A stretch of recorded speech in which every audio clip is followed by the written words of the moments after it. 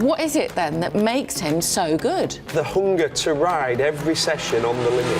He's the king. He makes magic happen. It's got to be up there as one of the greatest sporting comebacks of all time. Things are loosening up here a little bit. And you went, what are you going to do? It was just the greatest line probably of the year.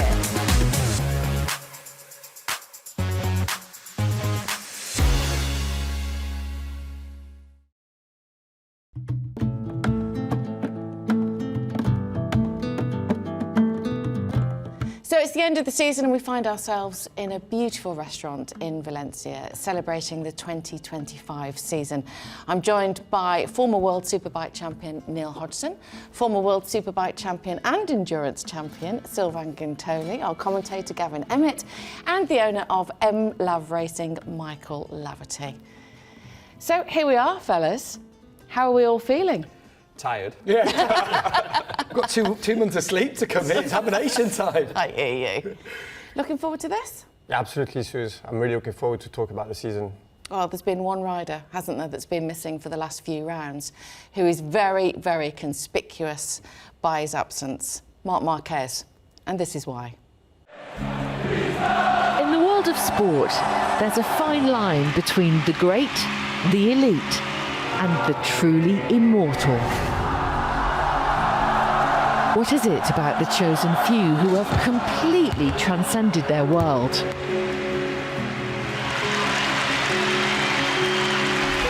Every so often, a fearless young contender comes around and the world is forced to take notice. The 1999 US Open Wimbledon singles champion, Serena Williams. The new world champion in MotoGP in 2030 is the rookie Marc Marquez. He's done it. The youngest ever winner in the Premier Class. It's in the athlete's peak when the biggest statements can be made on the biggest stage. Marc Marquez retains his world title. Marquez is world champion again. Everyone will want to be some Marquez, not just here, but across the world, across the sporting world. What separates the elite from the great is the relentless desire to keep winning. Marc Marquez is the MotoGP world champion once more. Magnificent Marc Marquez, 8 times a world champion. This lad, number 93, is the best motorcycle racer I've ever seen. And in the face of career-threatening adversity, He's gone! Marc Marquez has crashed massively there. Yeah, that's hurting. But he can't lift his arm up. No, he's hurt. very few are prepared to go to the lengths that mere mortals could only dream of. Sacrificing everything to be known as the greatest of all time. Towards Messi. Oh, it's a majestic finish. The Catalan fans hailing Lionel Messi. The comeback is complete for Marquez. From the depths of despair, broken bones, broken dreams, Marc Marquez has risen again. Your 2025 MotoGP World Champion is Marc Marquez.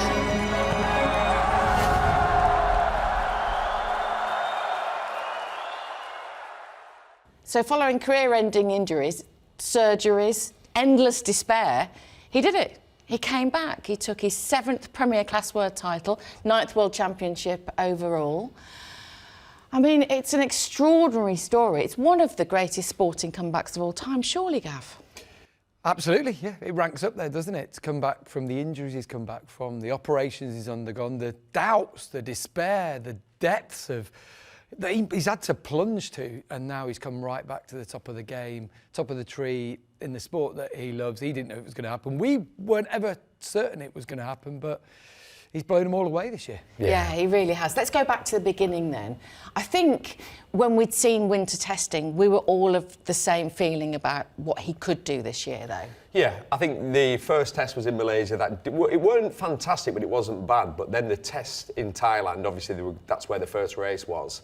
He then did a really good race run, and he started the season as the clear favourite. Of course, But the dominant fashion that he won, obviously that weekend he absolutely destroyed them. If you remember, he got the tyre pressure issue where he dropped back behind his brother. We're going, what's going on?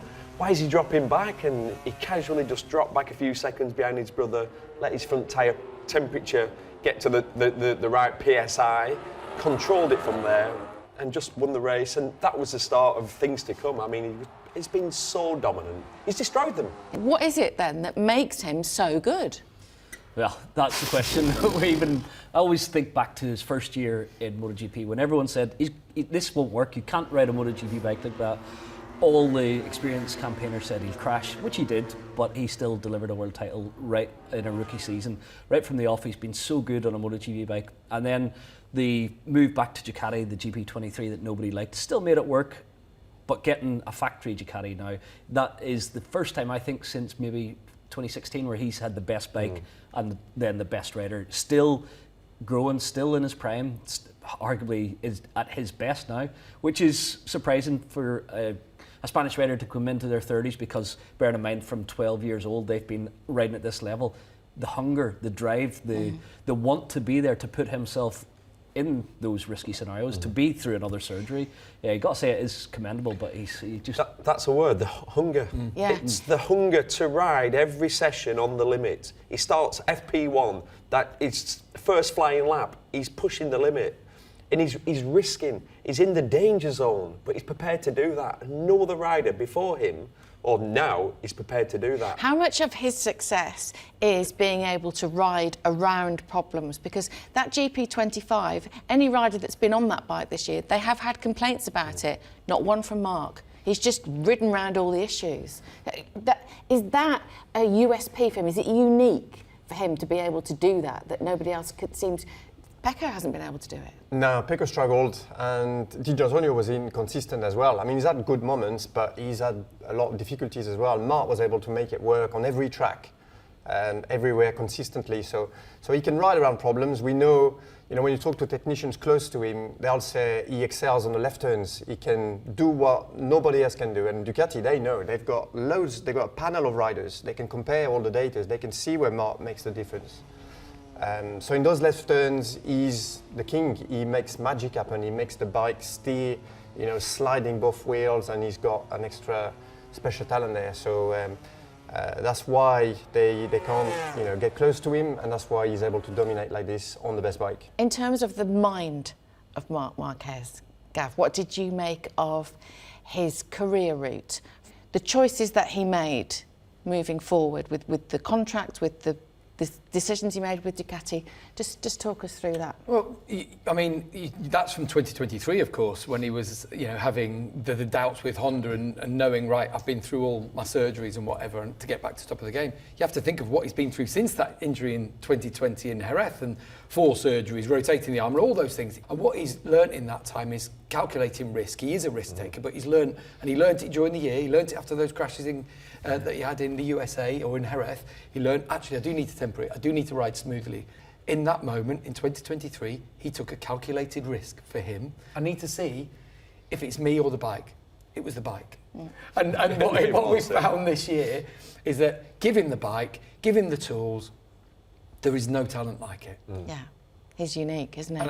And it's taken, perhaps, and I think he's probably seen it as a growing period, it's taken the horrible years that he's had of injuries and all these things for him to possibly reach his potential or maximise everything that he's got inside him, and this is the crowning moment for him. Think of the years where he was going through obviously all the pain, but then seeing other riders win, I think that was more painful than the physical aspect, what he was dealing with. So now when he gets those victories, think of the celebrations we've all enjoyed, and it looks almost sometimes like he's going over the top with his celebrations and partying in the garage, but he's not. He's living every moment. He's cherishing every moment because he's appreciating every moment. And I think we all agree it's been a pleasure to watch. We are the champions, my friend. Where does that put him, this comeback this year, this incredible sporting comeback? Where does it put him in our sport? Well, I think he's going to rewrite the history books. In the annals of history, he will be the most successful MotoGP rider, I believe. Obviously, he's still got another title in him next year then the rule changes come, and he could go another 2-year contract and win both those. I think records are one thing, but the story, the comeback, the way he's done it, the way he's changed the game, changed the riding style. There was no elbow down before Marc Marquez. He's an innovator in the way he goes about his riding, his approach to racing. So I think he's going to be, in my opinion, the best whenever he calls it a day, when he hangs up his boots. Obviously, there were some legends you're lining up against, but I honestly see Marc being the top. And opening it up a bit, crossing it over, where does it put him in global sport, this comeback? You look at some of the people who've come back from horrific injuries over the years, Rafa Nadal, for example, people who've really had these horrible injuries. Peyton Manning, I remember, broke a bone in his neck and he came back to win a Super Bowl. There have been people across these sports. Yeah, Tiger Woods, Andy Murray. Andy Murray, yeah, who's a metal hip and comes back and starts, still competing at the top level. But with the level of risk in our sport, of what it takes to put yourself on the limit every single lap, the length of time that his comeback has taken, and also the not career suicide, but the career challenge that he's done by moving from his comfort blanket of Honda and going to Ducati, going to Ride for Nothing. That's all, for me, feeds into the story, on top of all the surgeries and injuries and all these things. To come and dominate then in the way that he does this year, it's got to be up there as one of the greatest sporting comebacks of all time. It has to be. He ain't done yet. He's an animal. He's going to destroy every record there's ever been. Or he's going to hurt himself trying. Because that's his mark. That's what he's done from day one, and he ain't going to change his memo. Well, that seems like a good point to maybe take a little break. Obviously, Marc's grabbed all the headlines this year, but there's been other stories in the paddock, and we'll talk about those after the break.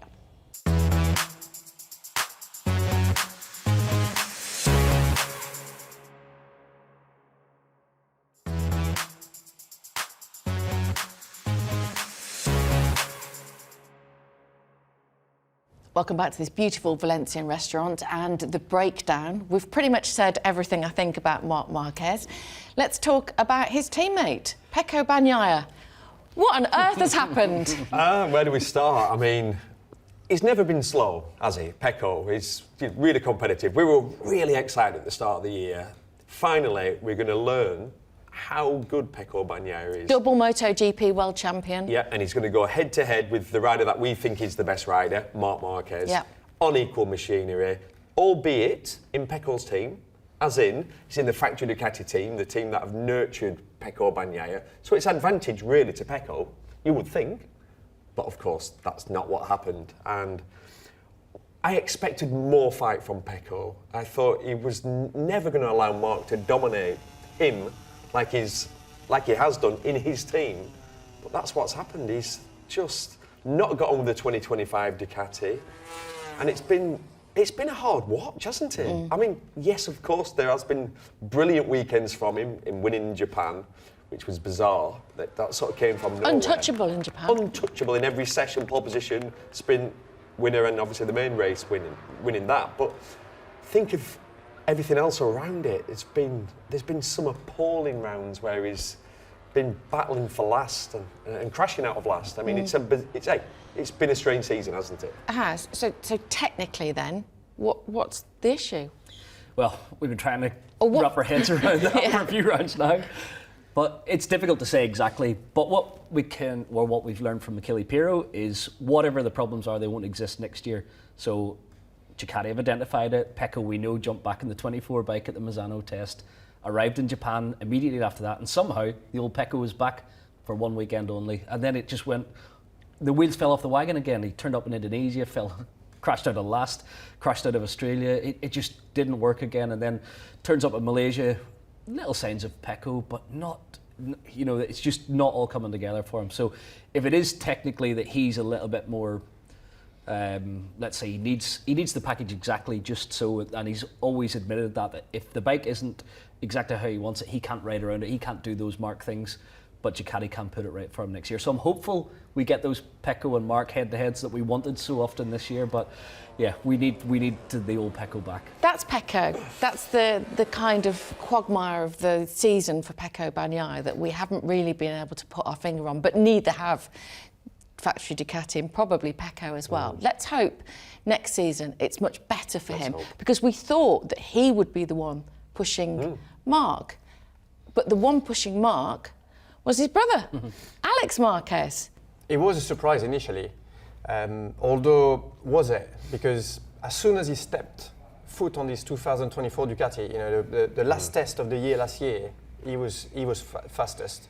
In Malaysia, he was fastest. I think he was fastest again in Thailand, and yeah, he finished just behind Marc in Buriram, and we thought, okay, so you're backing it up in the races now. But then it's after that, I think, that we got surprised, you know. Well, we were waiting for his mistakes, weren't we? Yeah. It didn't happen. You thought, well, he's definitely not. He's not going to be able to be consistent throughout the season. He's lacked consistency, hasn't he? Yeah, in MotoGP. In MotoGP. He definitely had, but the inconsistency came 3/4 of the way through the year, and it was only about 3 rounds, and he did have a small injury, so he put such a good season together.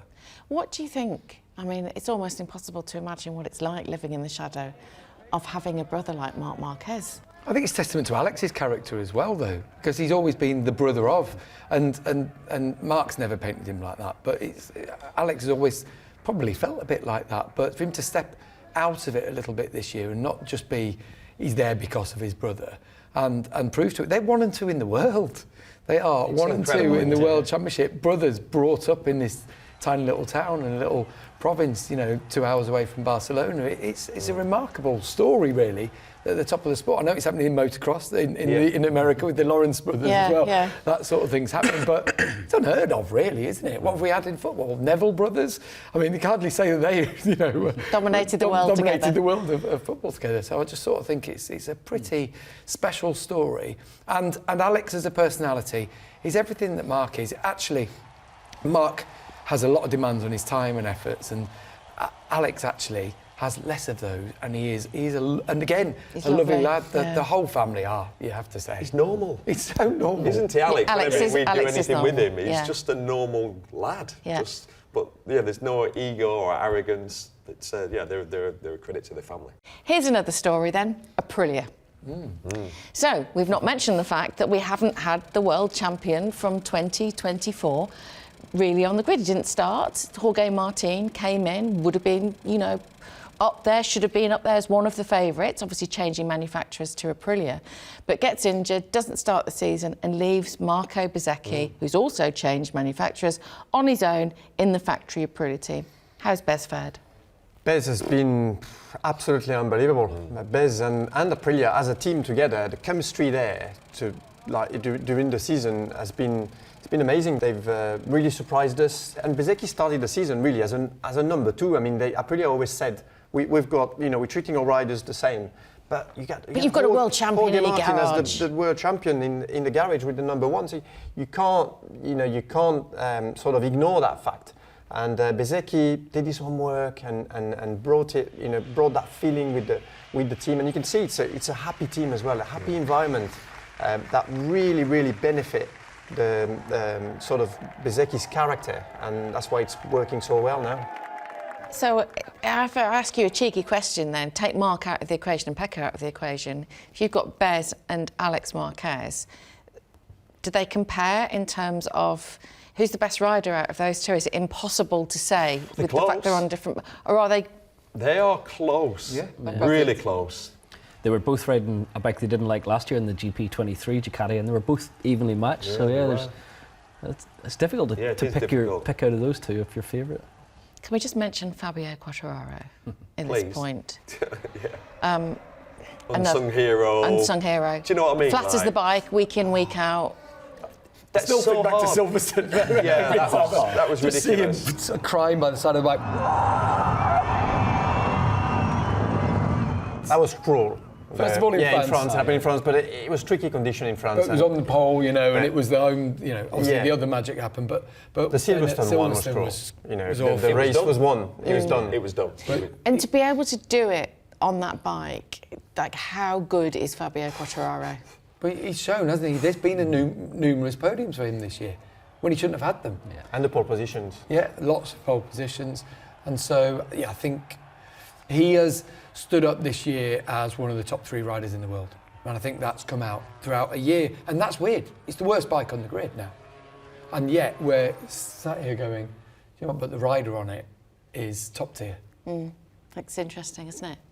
Right, we'll take a short break now. When we come back, we'll be discussing our favourite moments of the 2025 season.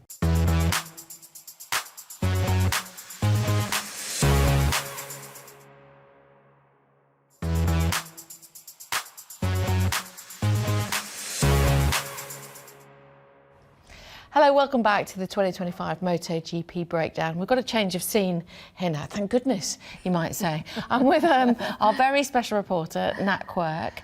We have this incredible job, don't we, where we go around the world, watching bikes go round and round, talking to the best riders in the world, and you talk to them on a weekly basis. So how special is that, and what tools do you need?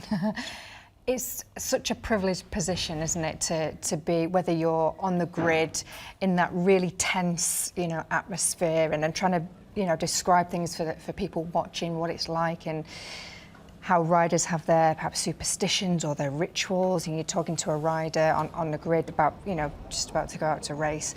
Or then when you go into a TV set and they've come in from winning a race, or they've crashed, or they've won a championship. I suppose when they won a race or they've won a championship, those interviews kind of do themselves, really, don't they? Yeah. They're really special times. So let's really stick with that moments. then. So what was it like talking to Marc when he did that incredible comeback? Well, I was I was by the stage actually as he won the championship, and I was right in amongst it because I was trying to get interviews with people at Ducati and Honda and all the people that have been part of that incredible story. And then I was by the stage and watching his family and watching his team. Mama!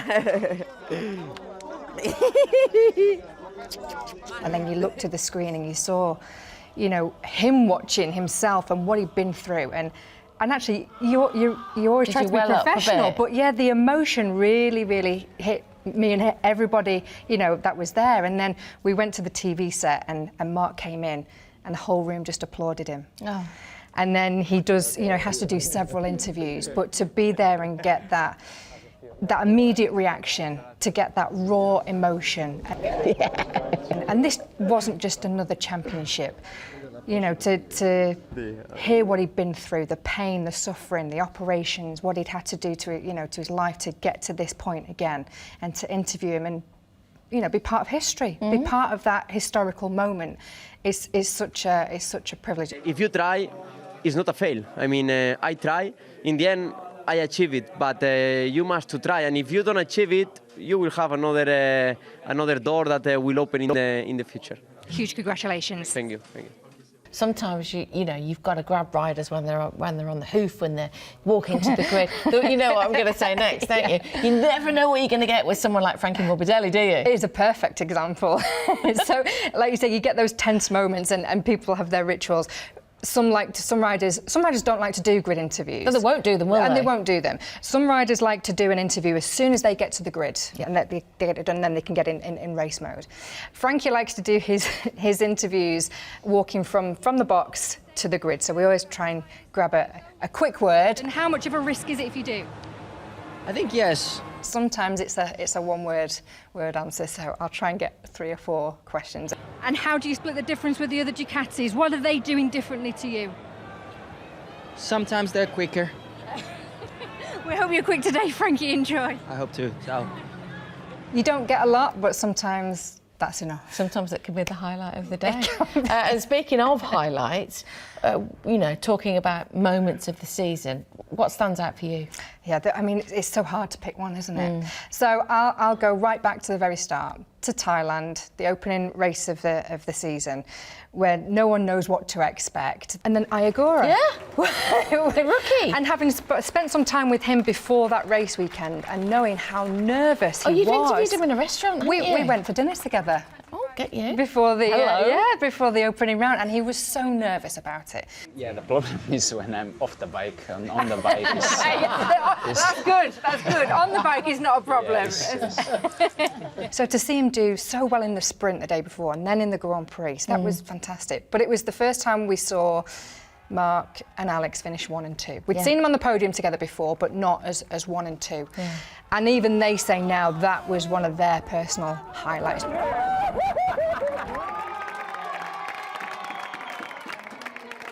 And talking of moments of the season, I reckon I know which one is Sylvain's favourite.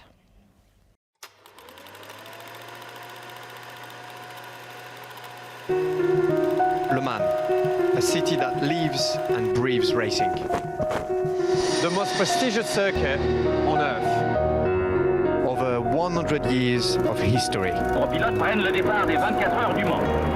This place has witnessed the evolution of motorsport. You count yourself lucky to have competed here. Whether it's for 24 hours or 27 laps. This place will push you to your limits. Oh, it's back a big, that's a massive crash. All the highs.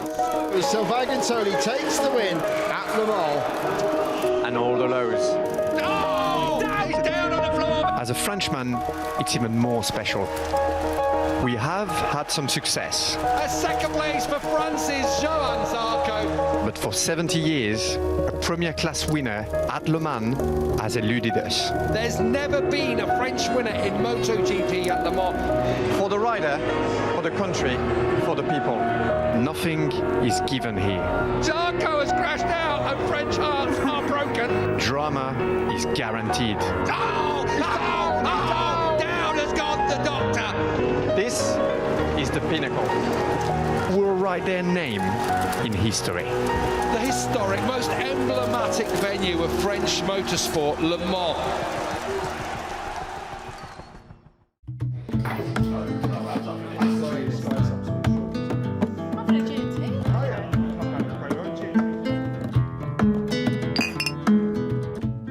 As you may have noticed, things are loosening up here a little bit now, but the French Grand Prix, we all loved it so much, but someone around this table loved it the most. I cannot tell you, Suze, how good it was to be in that pit lane when this happened. I mean, it was unbelievable.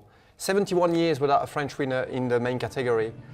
Record crowds, more than 310,000 over the weekend, 120,000 on the day. And then Johann Zarco, the outsider, the challenger, comes out swinging in the race with the difficult conditions and wins the Grand Prix in front of the French fans, the Marseillaise. I mean, it was unreal. I have we're going again. Right now. Zarco's wait is over. Yes! France's wait is over. A sensational home victory here at Le Mans for Johann Zarco. You've not mentioned it. No, I'm not talking about it. Literally, how many times has he gone on about that? And don't get me wrong, we all loved it, but you have milked this one. As a sporting moment, for a French person, I mean, it was unbelievable. It was so special, you know. It was. So it was emotional, you know. You win there. The Le Mans pit lane as well is loud. It's the loudest of the year. And you had all these French rows, you know, when Zarco did his backflip, and I mean, it was like a dream come true. Well?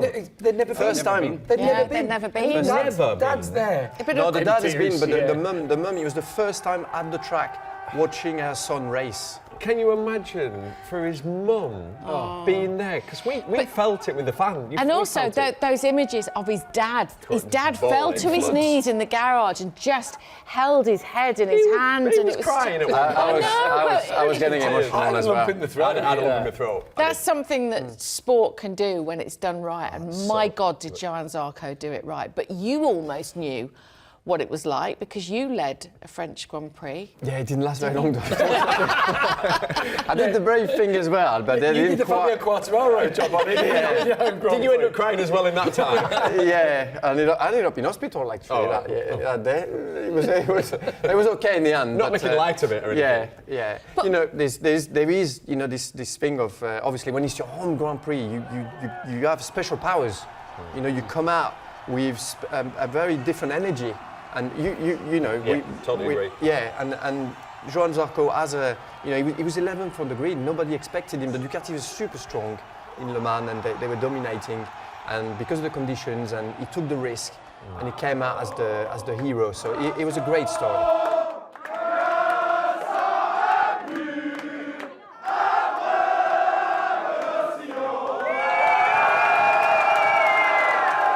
We've got to go through all of our other moments now, but you've peaked. Gav, what was yours? He's going to sit like a Cheshire cat now, isn't he, for the rest of it? Behind Le Mans and those emotional moments. Oh, there's so many moments. There are so pick many one for us. to pick out. I mean, I love the sprint races that we had recently in Portugal. That was a good one. Pedro Costa against Álex Márquez. Oh, Pedro was so great, and that he just wouldn't say no, would he? Just kept coming The back. end of the season for Pedro has been him coming to show the sort of thing that he's been capable of. The one in Mugello wasn't bad. If you remember that, the Ducatis fighting at the front, that sprint race was a good one. Do you know what, though?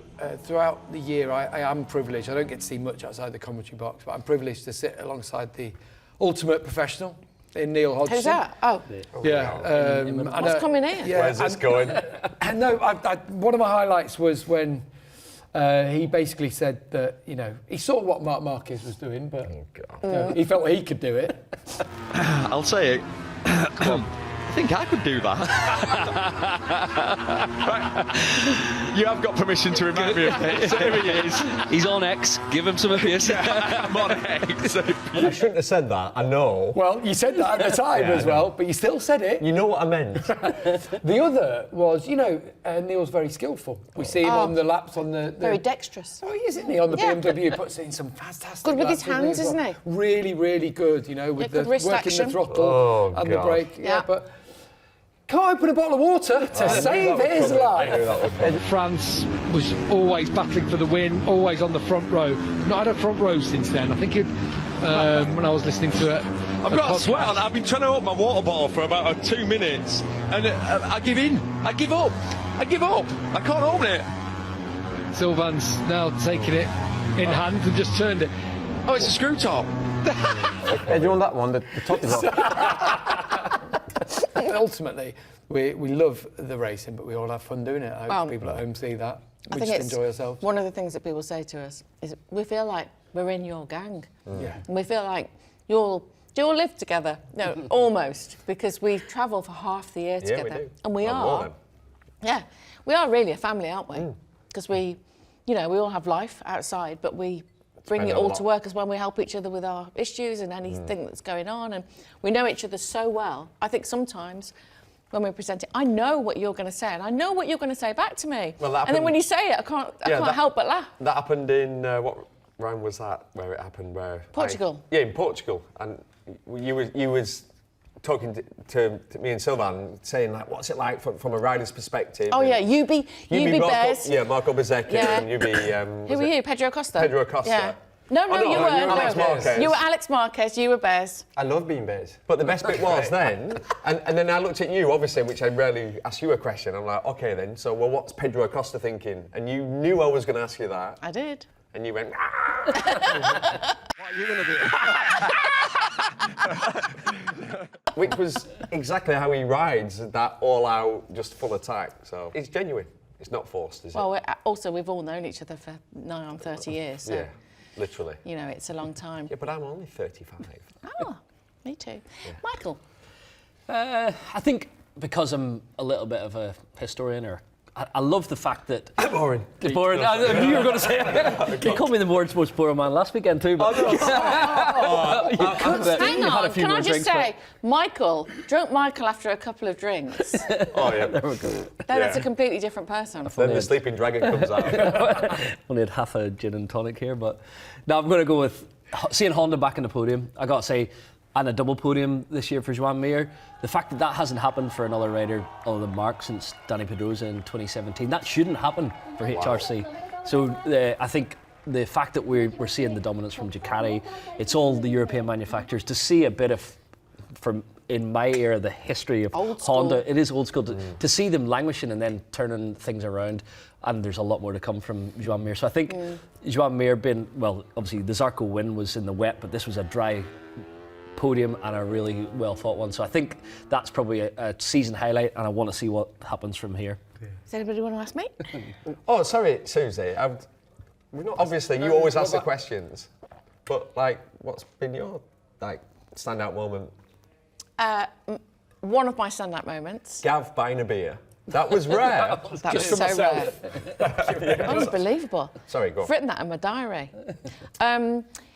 One of mine was Álex Márquez winning in Barcelona, because I feel like that was one of the only moments where a rider beat Marc Marquez fair and square. Of course, he won in Jerez in front of the home crowd. He picked the 2 home races, didn't he?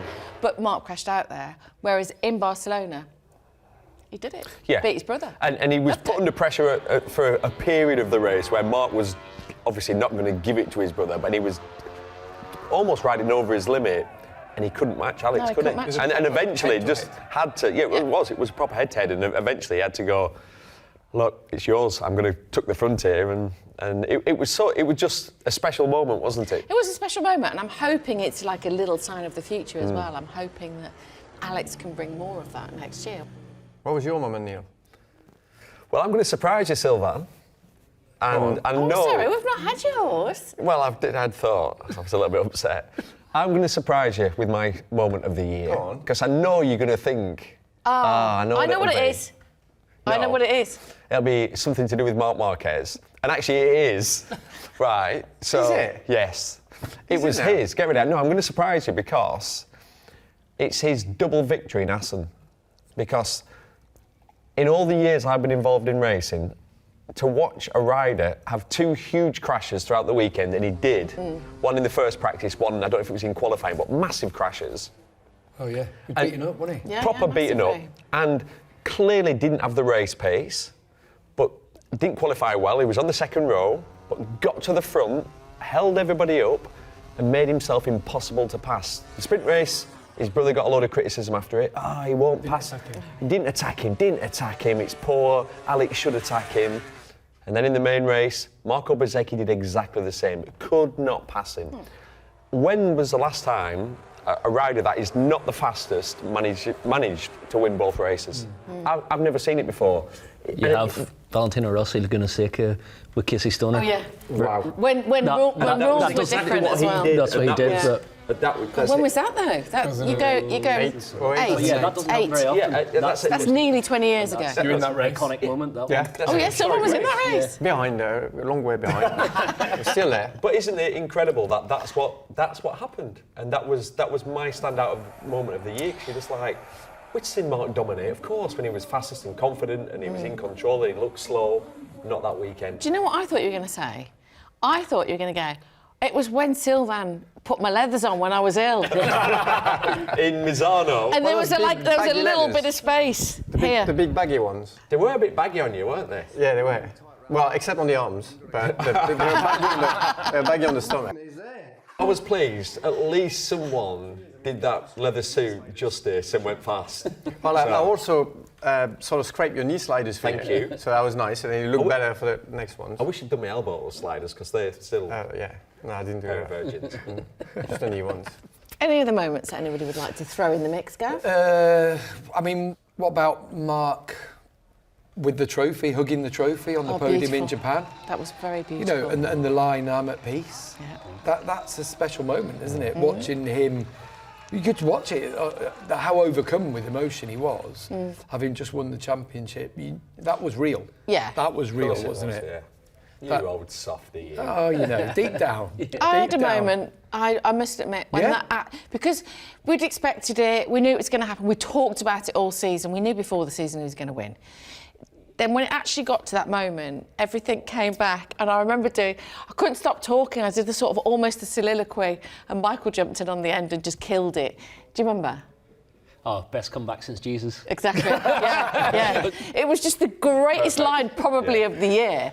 But what a moment. Yeah. What a moment. And I was so pleased for him, honestly. We've all spoken to him at various stages of this, you know, whether it be since he last won in 2019 and on through all of it, watched it happen. And then you could almost, and he obviously had that video that he was watching at the time, and it was just like your life flashing before your eyes that he's had that moment, and suddenly he's got the trophy sat there. So genuine, and then he couldn't work out how to put his name in. I mean, a bit of a balls up. Comedy in there as well. Yeah, no, it was good. We'll take a short break now. When we come back, we'll be looking forward to 2026. What might happen?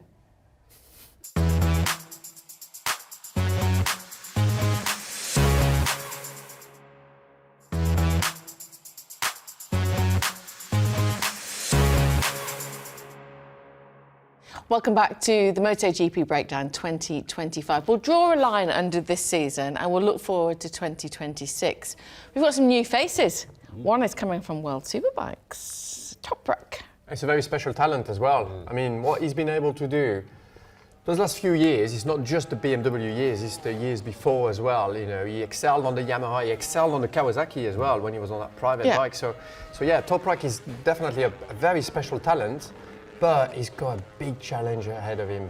Adapting to the MotoGP bikes, adapting especially to the front tyre, this Michelin tyre, with his braking technique. This is where he makes the difference in the braking zones.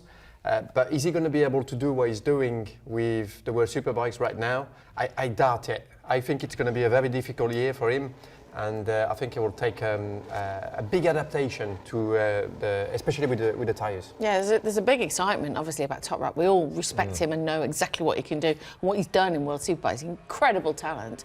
But he's got one more year with Michelin's and then Pirelli. So are we going to see the real Toprak in 2027, or... Yeah. What do you think of his career choice as well in terms of going to Yamaha? Because obviously they're at a crossroads, aren't they, with the V4? Yeah, sitting here now, looking into the future, 2026, he's signed for the wrong manufacturer. Because as obviously 2025's ended, the Yamaha, they're a little bit in turmoil. Obviously they're developing the new V4, but it's not where it needs to be. It's not as good as we'd hoped it would be, or let's say the Yamaha riders had hoped. So Toprak's got that to deal with. And Sylvain's so right. Toprak's key strength, his superpower is the braking zone, but it's the first part of it where he's got this incredible talent to be really aggressive on the brake, almost go from being flat out and having no brake to full brake, and he can control that first period. Well, if you do that with a Michelin front slick on a MotoGP bike with a lowering device, it will lock and you'll face plant. So it's to learn that. But he knows that. He knows that, but imagine that is his number one strength, and you're going to take that away from him, and he's on a Yamaha. So, which isn't even a finished package. No, it's literally at the start of a development curve, and we all know how long it will take that. But they are looking to 27. But put your hand up if you think Toprak's super talented. Yeah, without a doubt. But put your hand up if you think, because of what we've said, he's going to really struggle. Yeah, for sure. And it's the last thing we want. We want him to be good. Like if he was. Is it about 2027 though? It is. Toprak? It is. It's a building year. It's a year for him to understand. Learn the tracks. Develop. Learn MotoGP in general with the sprint races. And the busy weekends. I know there's 3 races in World Superbikes, but it's more intense in MotoGP. He won't take long to learn that part of it though, will he? It is more the technicality side of things, and which is hard. Yeah. Don't get me wrong. People that know him much better than me, and I'm talking about Phil Marron, people that his crew chief, people that have worked with him in the past, have said he's so talented. He's really adaptable. He's an alien. He's an alien. He will figure that out. Finally, we are riding tomorrow. Pedro Acosta, let's just give him a moment of love, because how amazing is he as a natural talent on a bike? I mean, we've all witnessed it every single week. He does different things on a motorcycle. He takes different lines. He battles where he shouldn't. You know, holding people off in Indonesia, holding people off in Portugal, when he shouldn't be doing that on that motorcycle. He's so wide on it, isn't he? Yeah, I think I likened him to Alex Barros going back to, a bygone era. But Alex was like that, wasn't he? He could make himself so wide. Alex Barros, that's what he always was. And he takes these strange lines that make that bike even wider than it is. He's a unique talent. He's got something different. And just like Yamaha for Fabio Quartararo, KTM need to do something in this winter to convince him that they're going to be able to build the package for 27. And obviously they're in turmoil financially and everything behind the scenes. Let's just move forward in terms of talent and innate natural talent. Diogo Moreira's coming up. That's exciting because Diogo Moreira is a very special talent. We've kind of known it for quite a while now, because the MotoGP riders that used to train with him and still train with him have all said it. Marc Marquez have said it. He's like a special talent. They go and do supermoto or flat track, and he's the one that impresses. He's the one that impressed them straight away when he first went with them, and that kind of story he's telling. This is a guy that has got a special feel with the bike, and we saw it. this year with the Moto2. Everything came together. The way he rides, the light touch that he's got on the bike, the class.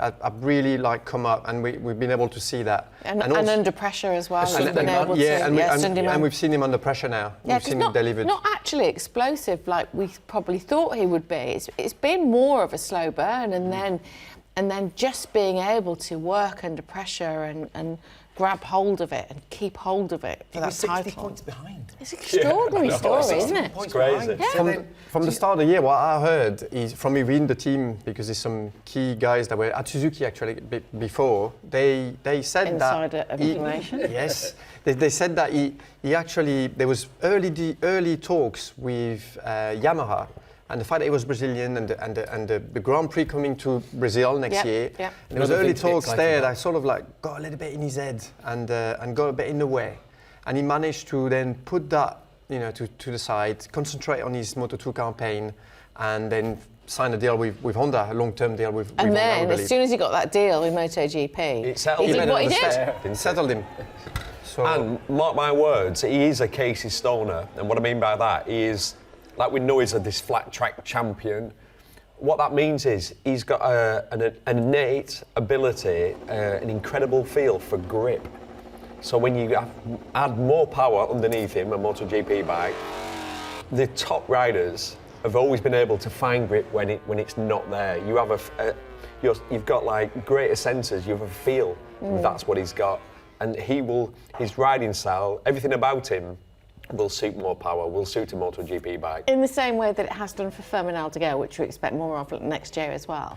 Furman's been brilliant as a rookie. I've loved his naivety at various times. He's just thrown caution at the wind, and I remember the comment from Marc Marquez going, "What were you doing in Le Mans?" But he was throwing it in there into the Dunlop S's with the cold left side of the tyre. He's been exceptional, so fast, killer. When you watch him make an overtake, he does not hold anything back, and he's not scared to stick it up the inside, make contact, knocking Brad Binder's wings off. He's going to do a lot more of that in the future, and he's coming out of his shell a little bit. I like that. You can see his personality. His English is getting much better, isn't it? It is, yeah. Have you ever had anybody knock your wings off?